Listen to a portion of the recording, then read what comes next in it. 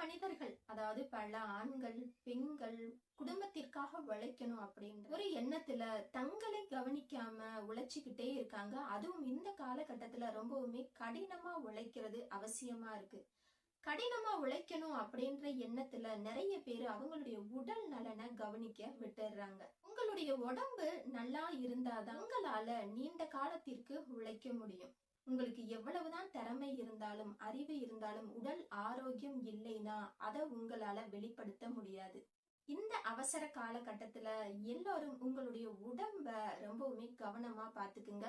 முக்கியமாக நேரத்திற்கு சாப்பிடுங்க. உங்களுடைய உடலிற்கு நேரத்திற்கு ஆரோக்கியமான உணவை எடுத்துக்கொள்ளுங்கள். முடிந்த அளவு உடற்பயிற்சி செஞ்சு உங்களுடைய உடம்ப ஆரோக்கியமா பாத்துக்குங்க.